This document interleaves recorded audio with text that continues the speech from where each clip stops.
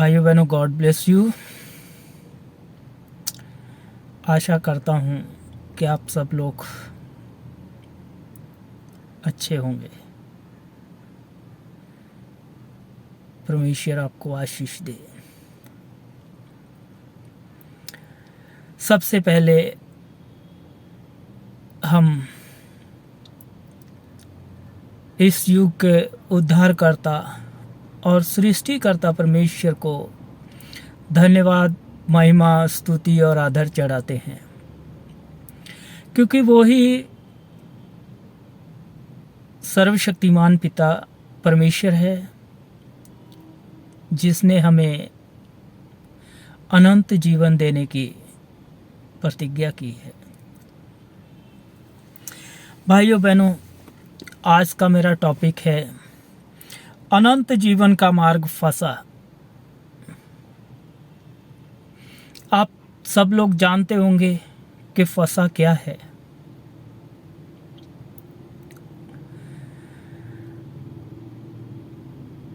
फंसा का मतलब क्या है, आप सब लोग जानते होंगे। हम इसको बाइबल के द्वारा देखेंगे कि फंसा क्या है और हमें इसे मनाने की आज्ञा कौन देता है।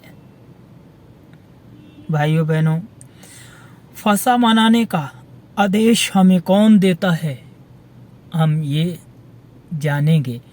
और हमें फंसा मनाना क्यों ज़रूरी है, हमारे लिए ये फंसा कितना महत्वपूर्ण है, इसके बारे में हम बाइबल के द्वारा जानेंगे। तो भाइयों बहनों, मैं उम्मीद रखता हूँ कि आप बहुत ध्यान से इस चीज़ को जानेंगे, सुनेंगे। भाइयों बहनों, मैं शुरू करता हूँ। बाइबल में से हम खोजेंगे, जानेंगे कि फंसा हमें मनाने की आज्ञा कौन देता है और क्यों देता है। इसके बारे में हम जानेंगे। बाइबल में से हम जाएंगे निर्गमन की किताब, अध्याय 12 आयत 10 से 14 देखेंगे। मैं पढ़ूंगा। और उसमें से कुछ भी सवेरे तक ना रहने देना, और यदि कुछ सवेरे तक रह भी जाए तो उसे आग में जला देना। और उसे खाने की यह विधि है, कमर बांधे, पाँव में जूती पहने और हाथ में लाठी लिए हुए उसे फुर्ती से खाना। वह तो यहोवा का पर्व होगा, क्योंकि उस रात को मैं मिस्र देश के बीच में होकर जाऊंगा, और मिस्र देश के क्या मनुष्य क्या पशु सबके पहलोठों को मारूंगा, और मिस्र के सारे देवताओं को भी मैं दंड दूंगा। मैं यहोवा हूँ। और जिन घरों में तुम रहते रहोगे उन पर वह लहू तुम्हारे लिए चिन्ह ठहरेगा, अर्थात मैं उस लहू को देखकर तुमको छोड़ जाऊंगा। और जब मैं मिस्र देश के लोगों को मारूंगा, तब वह विपत्ति तुम पर ना पड़ेगी और तुम नष्ट ना होगे। और वह दिन तुमको स्मरण दिलाने वाला ठहरेगा, और तुम उसको यहोवा के लिए पर्व करके मानना। वह दिन तुम्हारी पीढ़ियों में सदा की विधि जानकर पर्व मनाया जाए। तो भाइयों बहनों, हम समझ सकते हैं कि परमेश्वर क्या बोल रहे हैं कि पीढ़ियों दिल पीढ़ी तुम्हारे लिए पर्व होगा। तो स्मरण के लिए पर्व करके माना जाए। तो यहाँ पे कौन बोल रहा है, ये यहोवा परमेश्वर बोल रहे हैं, जब मिस्र देश में से इस्राएलियों को छुड़ाया गया, उसके पहले उन्होंने पर्व मनाया, फसह का पर्व, जिसे मेमने का बलि करके मनाना होता।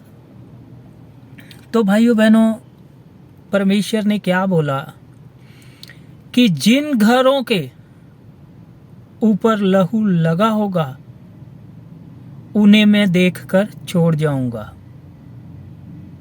और ये भी बोला कि वो विपत्ति तुम पर ना पड़ेगी। तो भाइयों बहनों, यहाँ पे परमेश्वर साफ साफ बता रहे हैं कि फसह का पर्व मनाओगे तो तुम बचाए जाओगे, जो भी विपत्तियां हैं तुम पर नहीं पड़ेंगी। तो भाइयों बहनों, हम यहाँ पे समझ सकते हैं कि हमें परमेश्वर ये क्यों बता रहे हैं, क्यों सिखा रहे हैं कि हमें फसह का पर्व मनाना चाहिए। ये यहोवा परमेश्वर के समय की बात है, जब इस्राएलियों ने मिस्र देश में पर्व मनाया था। तो भाइयों बहनों, हम एक आयत और देखेंगे। हम जाएंगे मत्ती की किताब अध्याय 26 और आयत 17 से 19 देखेंगे कि बाइबल हमें क्या सिखाना चाहती है।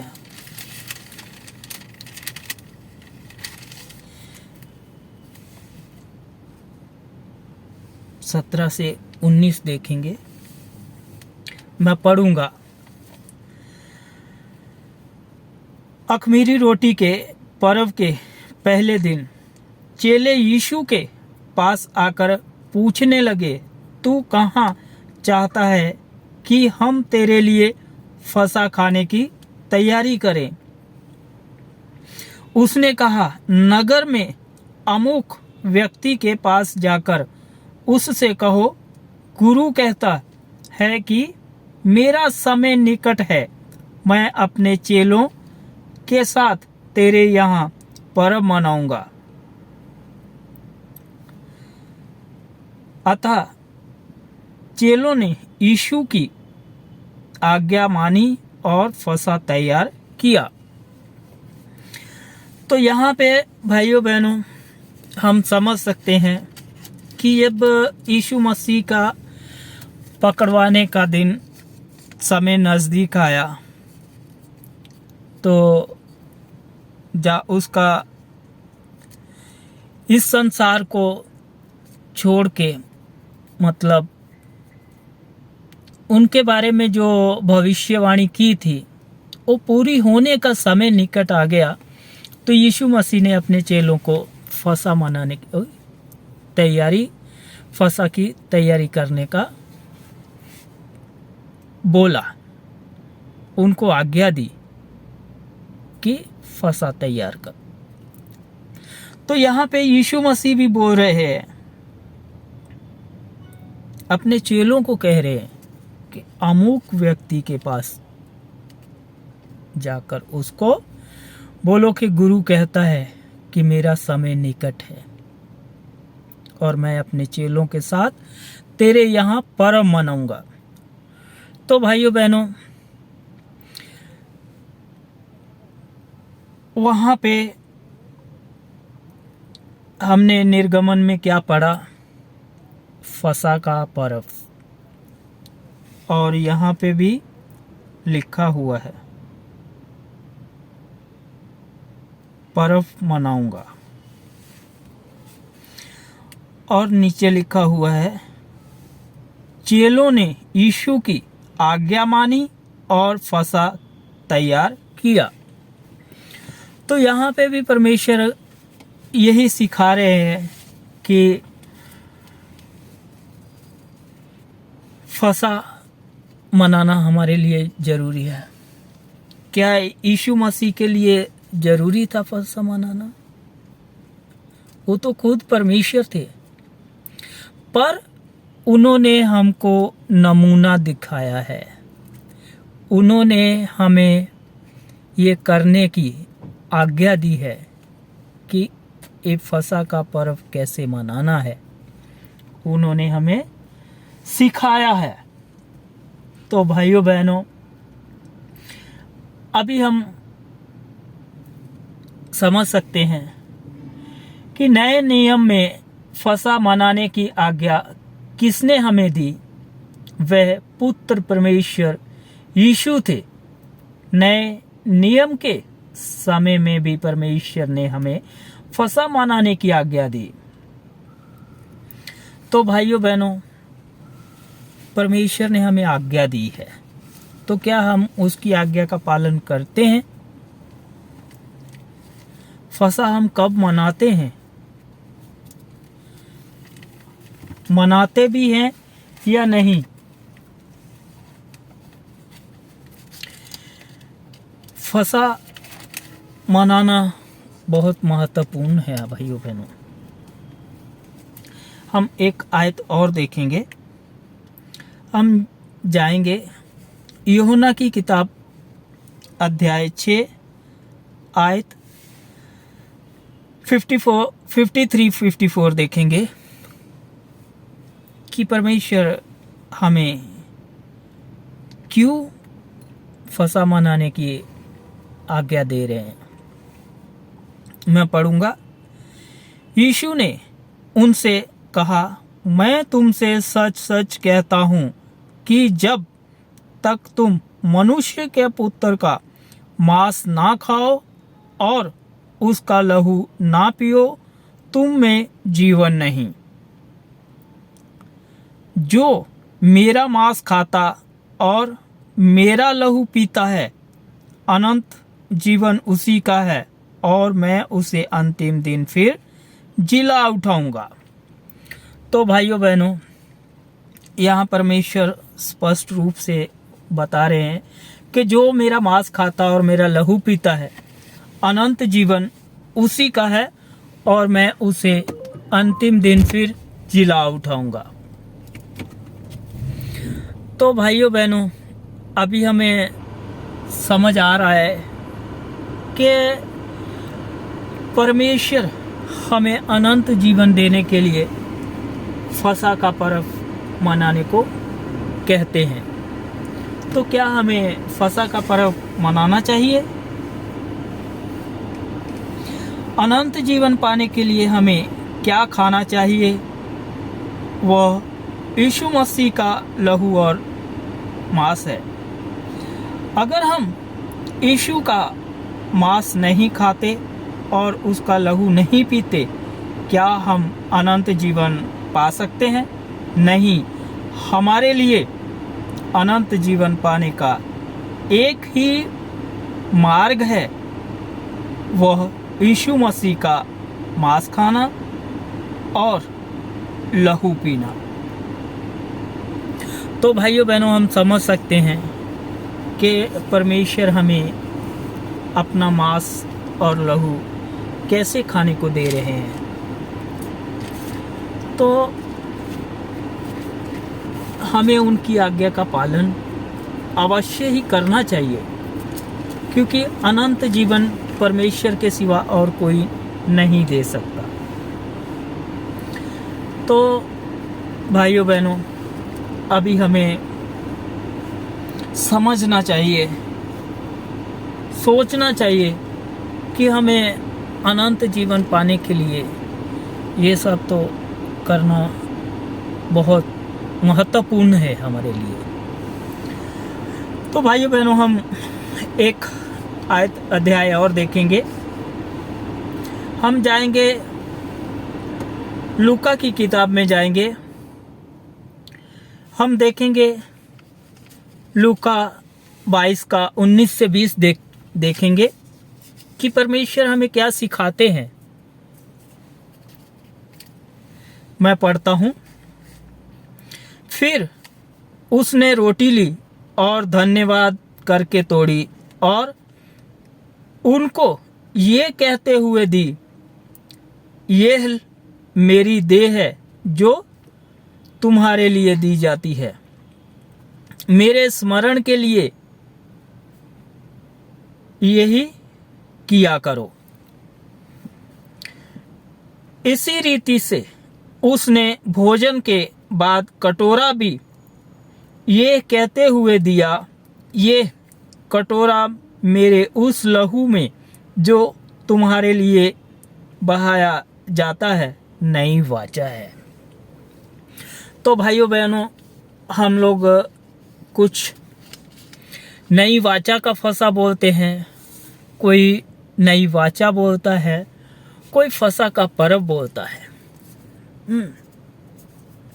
पर चीज एक है।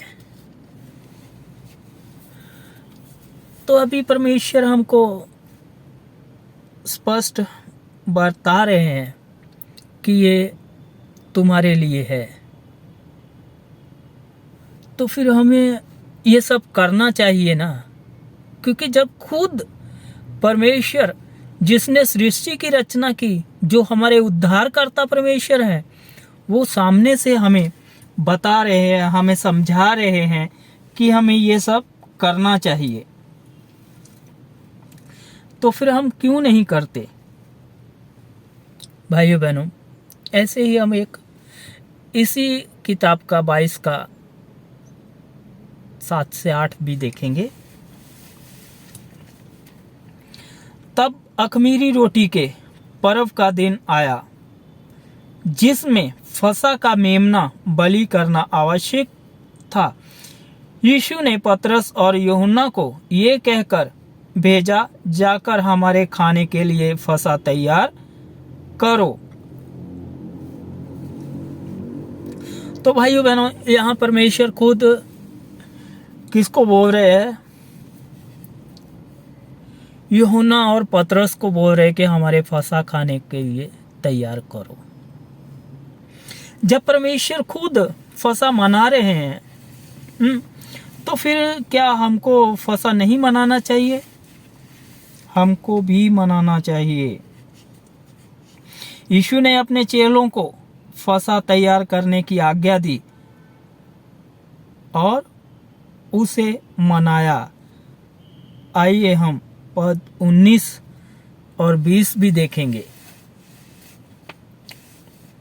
जैसे कि मैंने पहले पढ़ा, हम दोबारा रिपीट करेंगे। 19 और 20 क्या सिखा रहे हमको। फिर उसने रोटी ली और धन्यवाद करके तोड़ी और उनको ये कहते हुए दी, यह मेरी देह है जो तुम्हारे लिए दी जाती है। मेरे स्मरण के लिए यही किया करो। इसी रीति से उसने भोजन के बाद कटोरा भी ये कहते हुए दिया, यह कटोरा मेरे उस लहू में जो तुम्हारे लिए बहाया जाता है नई वाचा है। तो भाइयों बहनों, यहाँ परमेश्वर हमें सिखा रहे हैं, बहुत अच्छे तरीके से बता रहे हैं कि हमें फसह मनाना जरूरी है। जब परमेश्वर ने खुद मनाया है तो फिर हमें भी मनाना चाहिए ना। और परमेश्वर के जाने के बाद हमारे उद्धारकर्ता, जो आज से 2000 साल पहले यीशु मसीह हमारे पापों के लिए बलिदान हुए, जिन्होंने अपना बहुमूल्य लहू क्रूस पे बहाया, जब उन्होंने फसह मनाया है और उनके जाने के बाद प्रेरितों ने, जो उनके शिष्य थे, चेले थे, उन्होंने फसह मनाया, तो क्या हमें नहीं मनाना चाहिए? अगर हम परमेश्वर से, अपने उद्धारकर्ता से प्रेम रखते हैं तो हमें ये सब करना आवश्यक है, हमारे लिए बहुत महत्वपूर्ण है। तो भाइयों बहनों, हम एक और देखेंगे। हम जाएंगे प्रकाशित वाक्य की किताब में, अध्याय 21 आयत 4 देखेंगे। मैं पढ़ता हूं। वह उनकी आंखों से सब आंसू पोंछ डालेगा और इसके बाद ना मृत्यु रहेगी और ना शोक, ना विलाप, ना पीड़ा रहेगी, पहली बातें जाती रहेंगी। तो भाइयों बहनों, यहाँ पे जो लिखा हुआ है, अगर हम संसार में रहते हैं तो ये चीज़ें तो यहाँ पे जरूर होनी है। मृत्यु भी है, पीड़ा भी है, कलेश भी है, शोक भी है। ये संसार में सब कुछ है। पर अगर हम फसह का पर्व मनाते हैं तो हमें वो अनंत जीवन देंगे जो परमेश्वर ने हमसे वादा किया है। तो जहाँ पे हम रहेंगे परमेश्वर के साथ, वहाँ पे ना तो मृत्यु होगी, ना शोक होगा, ना विलाप, ना पीड़ा, किसी तरह की कोई भी तकलीफ नहीं रहेगी। तो भाइयों बहनों, हम अभी समझ सकते हैं कि हमें ये सब क्यों मनाने की परमेश्वर आज्ञा देते हैं। हम जान सकते हैं ना, हम परमेश्वर की इच्छा के अनुसार फसह मनाएं। हमें स्वर्ग के राज्य में ले जाने के लिए परमेश्वर ने हमें फसह मनाने की आज्ञा दी। तब उनका क्या होगा जो फसह नहीं मनाते? निस्संदेह वे कभी भी स्वर्ग के राज्य में प्रवेश नहीं कर पाएंगे। क्योंकि भाइयों बहनों, जो परमेश्वर आज्ञा देते हैं, जो वो हमें सिखा रहे हैं, अगर हम नहीं सीखेंगे, नहीं उसकी आज्ञा का पालन करेंगे, तो हम अनंत स्वर्ग के राज्य में कभी प्रवेश नहीं कर पाएंगे। भाइयों बहनों, हम एक आयत और देखेंगे।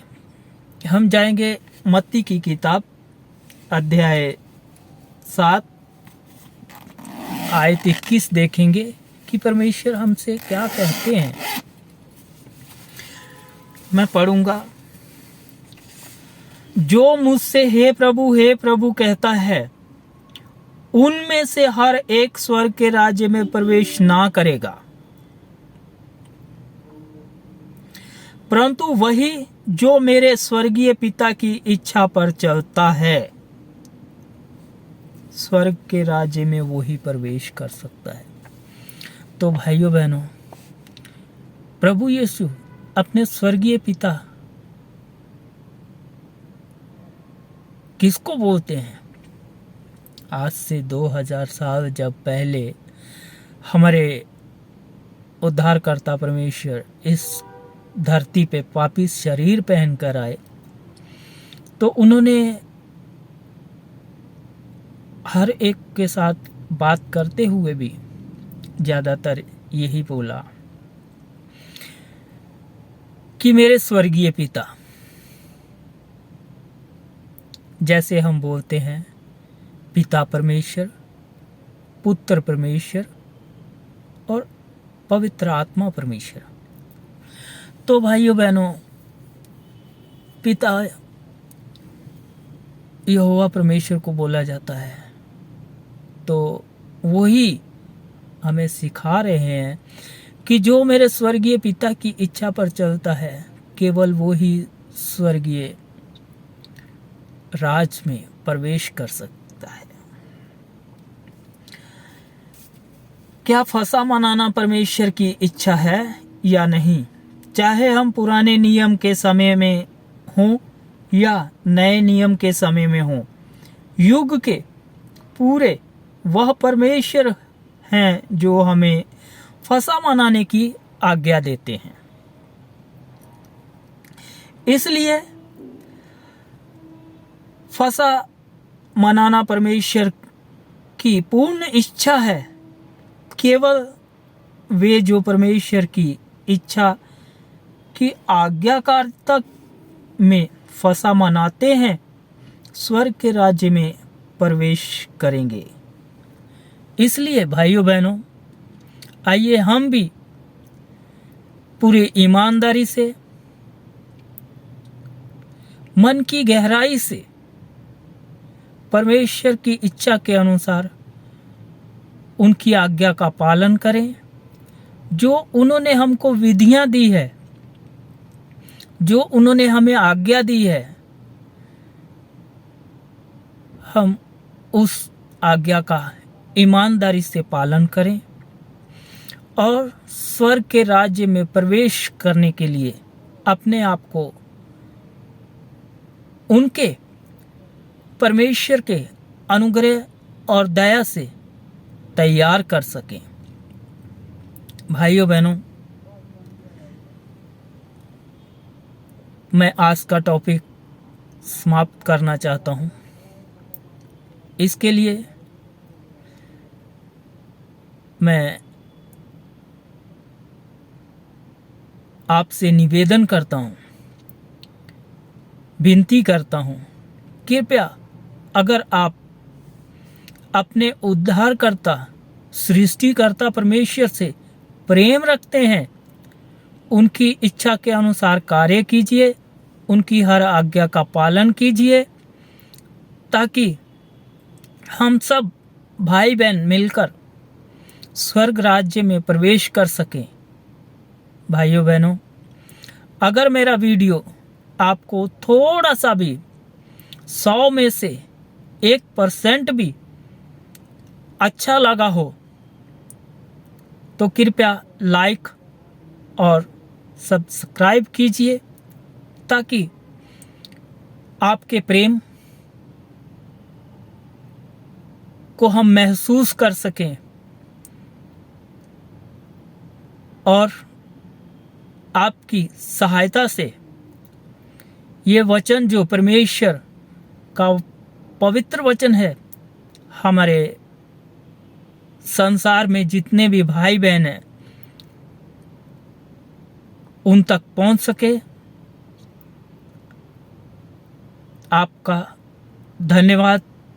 Thank you and God bless you. परमेश्वर आपको बहुत सारी आशीष दे। आमीन।